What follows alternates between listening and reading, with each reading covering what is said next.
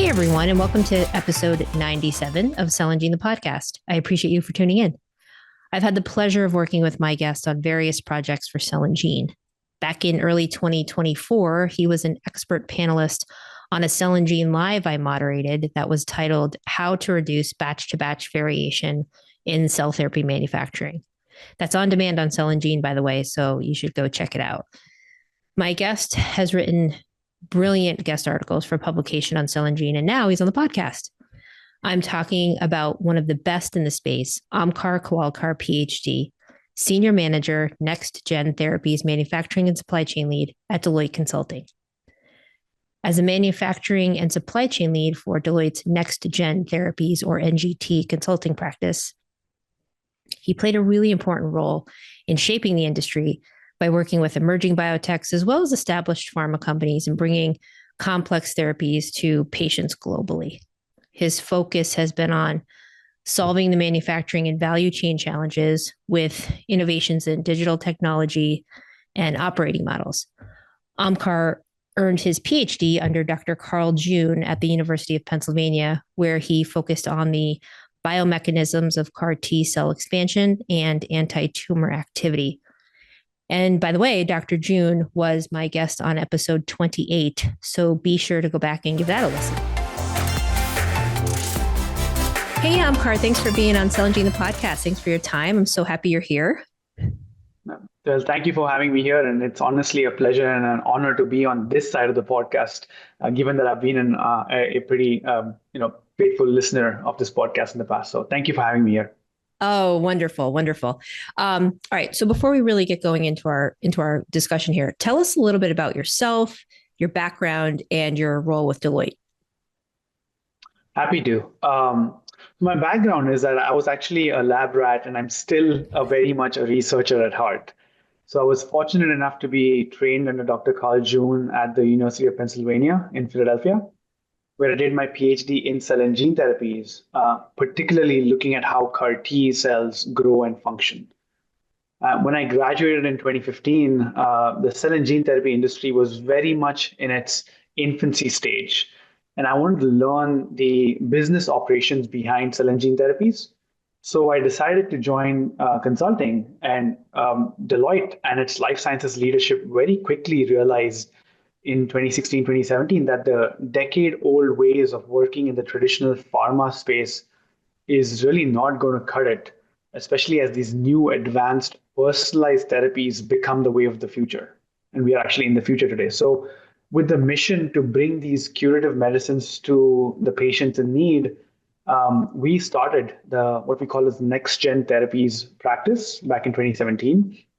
Not with your typical business school graduate consultants, but with an eclectic group of PhDs, MDs, nurse practitioners, supply chain experts, technology people. It was the first of its kind among these top-tier consulting firms, and we've been fortunate enough to have served almost every cell and gene therapy company that has a commercialized product in the market today over the past 8 years or so. And specifically talking about my role at Deloitte, it's really to bring this collective knowledge and experience to our clients and to our partners across the cell and gene therapy ecosystem. And particularly my sort of science brain gravitates towards the manufacturing and supply chain aspects of these modalities. Excellent. Wonderful. Well, thanks for that background. And it's really robust. And I'm just thankful you're here with us to talk through manufacturing, which is kind of the big overarching topic we're going to get through today. All right. So tell us a little bit about specifically distributed manufacturing for cell therapies. What does that mean from your point of view, from your professional experience?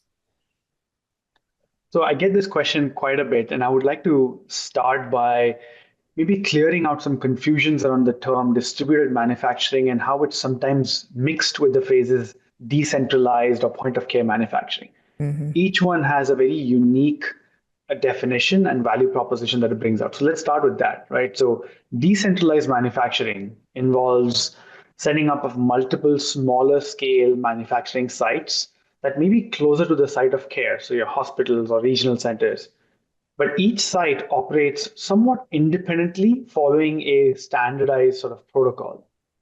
This model is aimed to bring production closer to patients, but still involves dedicated production sites. So that's decentralized manufacturing. Then there's point of care manufacturing, which refers to cell therapies manufactured directly at the hospital or the clinic where they're going to be administered. So this model, it eliminates logistics, for example, but it requires some degree of advanced automation, regulatory oversights, etc.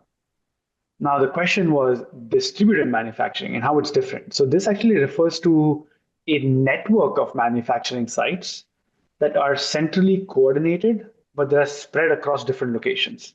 These facilities may or may not be co-located with treatment centers. So that's sort of how I look at distributed manufacturing, sort of clearing the confusion and the misnomer around point of care or decentralized manufacturing. I hope that helps. Very much so. Very much so. And thank you for including point of care, which we talk about all the time.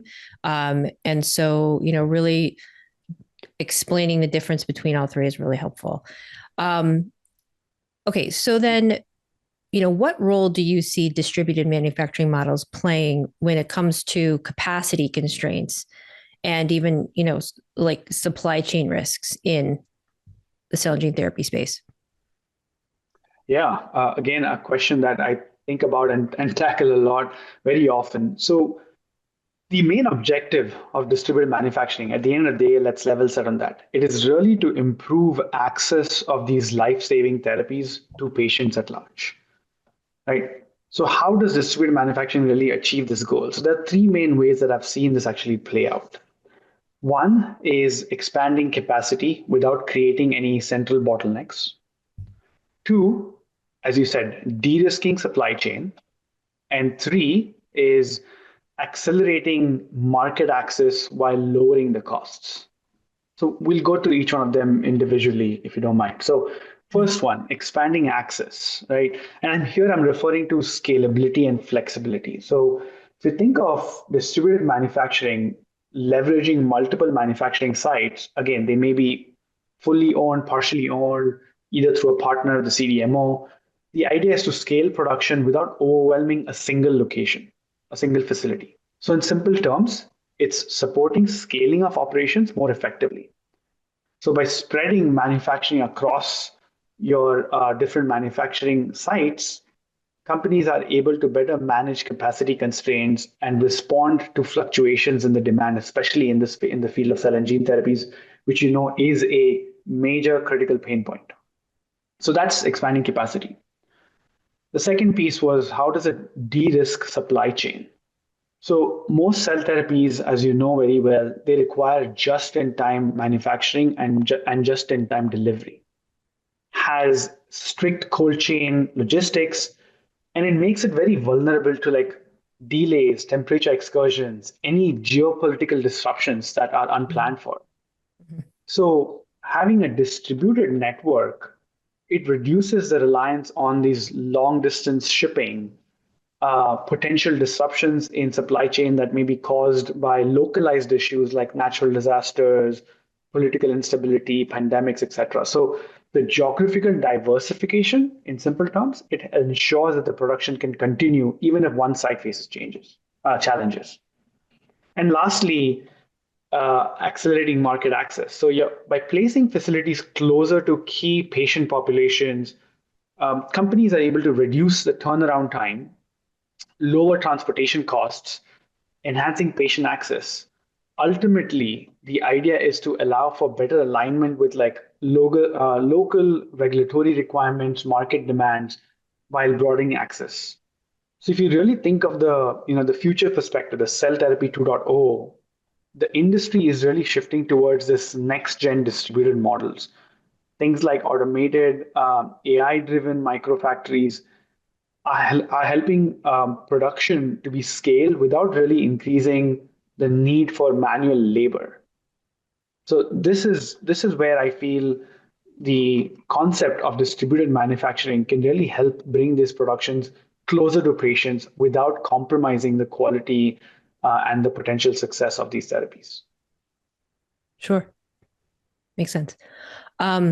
Specifically on the topic of automation, Yeah. how can, we talk about automation quite frequently on cell and gene, and it tends to be this sort of vague topic and very broad topic until you really get down into it. And so, from your perspective, I'd love to hear, how can automation in manufacturing help to reduce batch to batch variability, and maybe talk us through some of the real challenges that go along with implementing an automated process.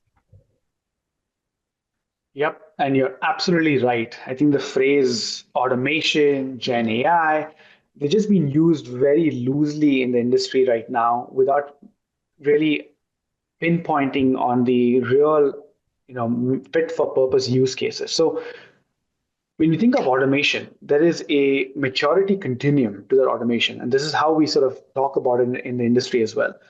I see it as automation in across four stages. So you start off the most basic version, which is a manual operator driven, which is pretty self-explanatory what that means. That's the stage that's a least mature stage of when you talk about automation and in operations in cell and gene therapy manufacturing.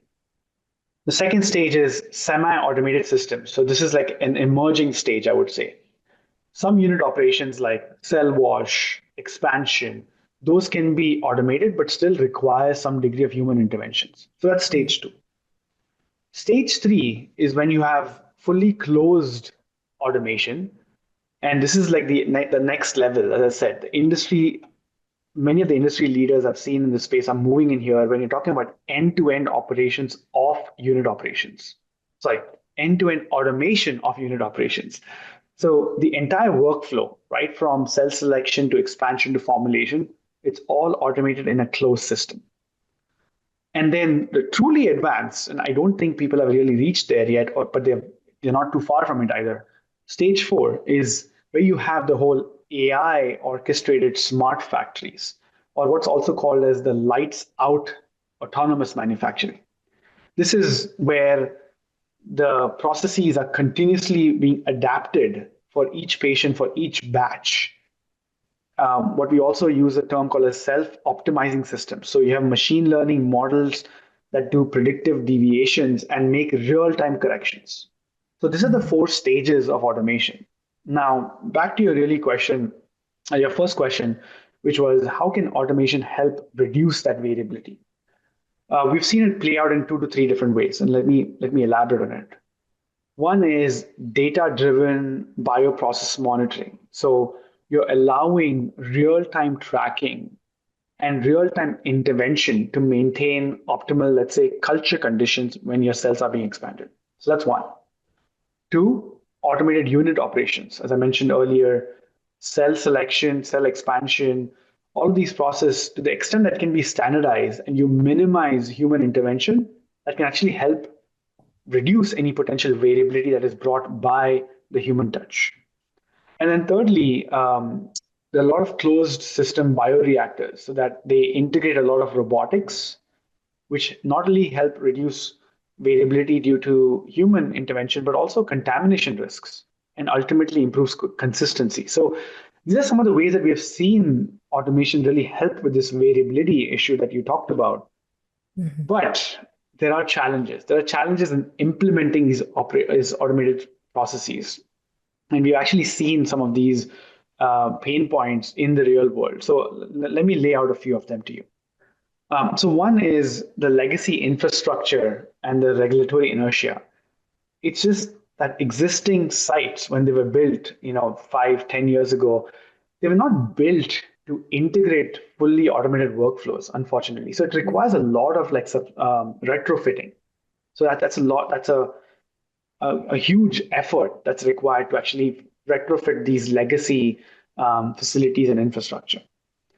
The second challenge we've seen is around data interoperability. So automated systems, they generate vast amounts of data. We've seen a lot of really cool closed manufacturing systems that have some degree of automation, but there is a lack of standardization of how that data is captured, accessed, and analyzed.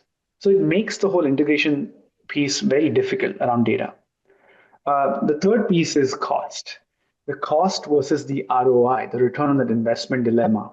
So while we say and we know that automation can reduce manufacturing batch failures, the upfront investment, the upfront cost that has to be put in is substantial. So it makes it really challenging, especially for the early stage companies in the cell and gene therapy space where a lot of the innovation happens. And lastly, and is equally important, if not more important, is a gap in talent. The skilled workforce that is required to implement automation. It really requires a combination of bioprocess engineering, data, AI, robotics, and it's still very much in this early stage of development when you think about like cell and gene therapy manufacturing automation. So to answer your question, these are some of the challenges that I've been observing in the industry.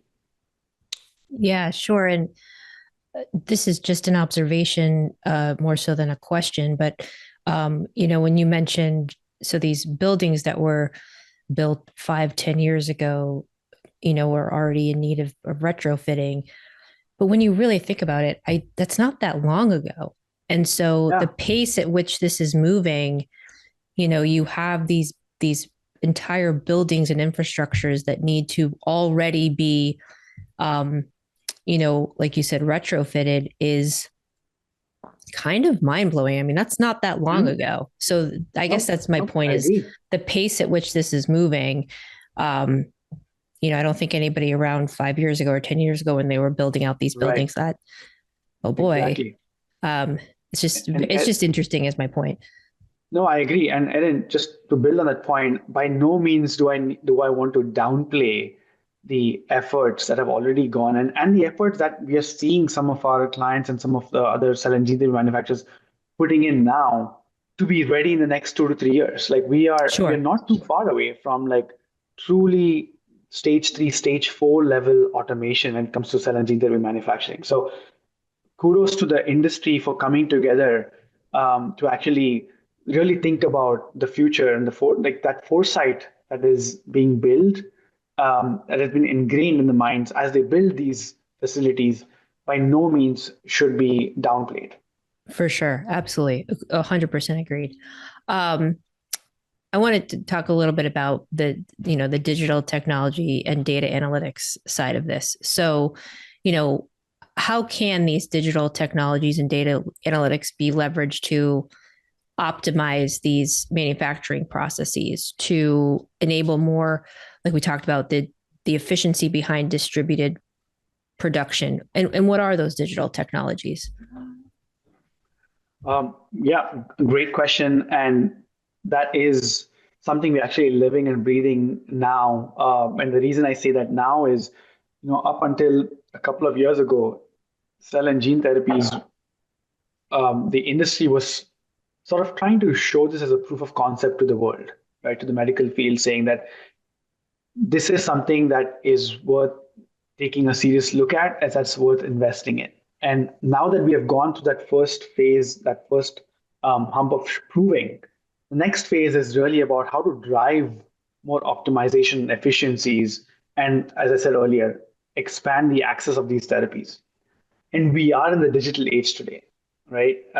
So why not apply digital technologies and data analytics in what we're doing on a day-to-day basis? So I'll share 3 examples of where we have already been working with some of the largest cell therapy manufacturers, autologous cell therapy manufacturers specifically, to really push the boundaries of digital technologies and data analytics and bring it to the cell and gene therapy manufacturing space. So the 3 examples that I'll talk about is one is the manufacturing capacity management. Second one is a concept of a control tower and command center, if you may. And the third one is actually using analytics for process optimization. So let me get into it one by one individually. When you're talking about manufacturing capacity, especially in the autologous cell therapy space, that concept of manufacturing slot management is very unique to these therapies that are really made to order. They're made for a patient. So it's a batch of one. So those slots, if not utilized optimally, they have a huge medical and financial implication. Medical being that a patient has potentially lost an opportunity to receive a dose for the patient. Financial being, there's a potential lost revenue for these companies. So we've actually successfully built a manufacturing capacity management solution, and now also are bringing in a lot of AI technology into that to help an operator really optimize the utilization of their manufacturing capacity, and not just optimize, I would say maximize the utilization of the capacity. So that's one way that digital technologies and data analytics has really been serving a very positive impact on patients and these cell therapies. The second one I talked about was the command center or the control tower. Again, I don't want to use them as the same. They have two unique meanings, but ultimately the objective is to have a comprehensive control of your end-to-end cell and gene therapy operations. So right from planning to inventory management to manufacturing delays to logistics tracking. So it really moves the needle from hindsight to insights to foresight. And that's Mm. how we've been using digital technologies to actually support cell and gene therapy operations. And then the third example that I told you I'll talk about is around process optimization. So we are, again, early stages analyzing process parameters during the manufacturing process, data patterns that are helping users to either predict or even improve manufacturing yields. And it's not just within the four walls of just manufacturing, but also maintenance, predictive maintenance of this equipment. What might go wrong? Where may there be quality deviations? So ultimately, the goal is to provide timely insights and proactive decision making in order to really optimize your process. So these are three examples where we've actually seen really play out in the real world. So without, from a future looking perspective, without overusing the term analytics or AI, as I said, the idea is to bring fit for purpose digital technologies into the cell and gene therapy manufacturing process. You want to achieve greater efficiency, you want to build in flexibility, you want to build in scalability. That's the ultimate goal. It's not digitization for the sake of digitization, Sure. right? That I believe will ultimately lead to better outcomes and better competitiveness as well in this space that is soon going to get fairly crowded. Excellent. Got it. Makes perfect sense. Um, I'd love to get your take on, when a cell and gene innovator company is trying to decide between in-house manufacturing and partnering with a CDO in a distributed manufacturing model. Now I know, you know, making that decision has to be made at the outset, very early on. But I would love to know, from your perspective, what should our companies be considering? Yeah, that question could have multiple answers depending on the stage of development of that cell and gene therapy company, right? Someone who Mm-hmm. is early stage, some versus someone who is, who already has a commercial product in the market and is building a manufacturing network to support its geographical expansion or future assets. But ultimately, when we have served the industry and some of the clients that we work with, the decision parameters are really threefold.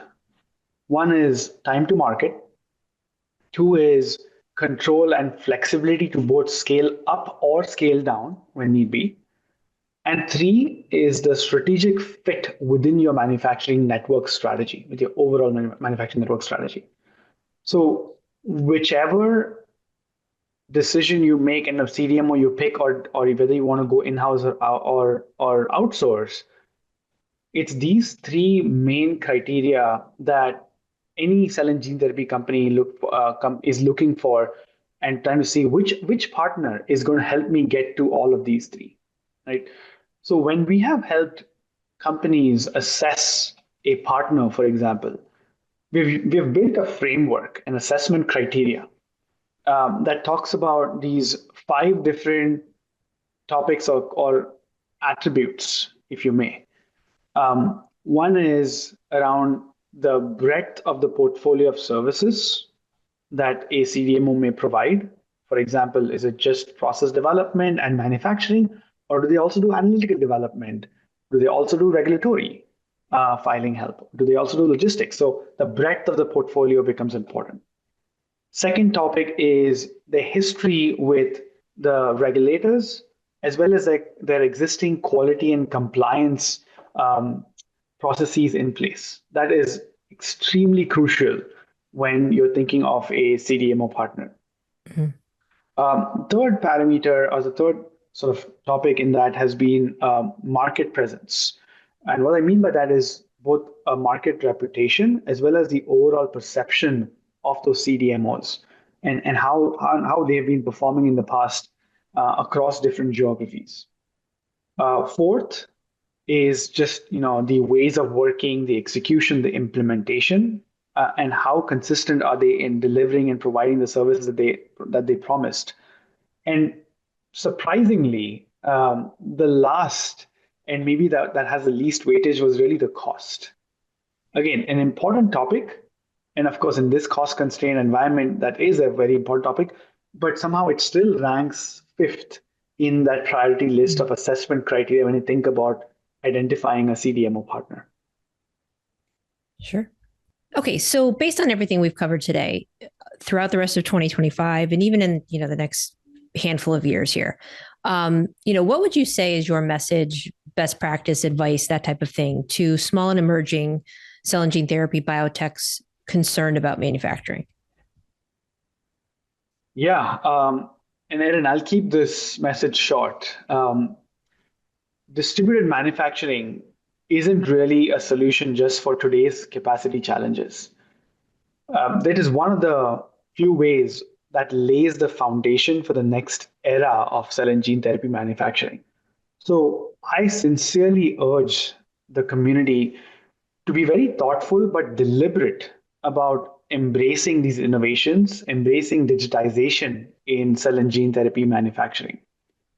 The winners, I truly believe, in this space will be those who invest in automation, digital technologies, and that flexible infrastructure today that can enable global and on demand CGT manufacturing that is required for tomorrow. That, I would say, is my message for our emerging cell and gene therapy biotechs. Good, thank you. And very sage advice. And given all that I know about having worked with you in the past and the great work you do with your team at Deloitte, our listeners are very smart to take you up on that advice and to implement it as their, especially to our small and emerging biotechs who are listening. All right, that wraps up this episode of Cell and Gene, the podcast. Thanks again to my guest, Deloitte's Omkar Kawalekar, for his time and insight. Omkar, a pleasure as always. And I'm thrilled to have had you on this podcast episode. And thank you for your time and insight as always. Thank you, Erin. Always a pleasure to be speaking with you. And thank you, listeners, for tuning in. We'll see you next time, and we'll talk to you soon.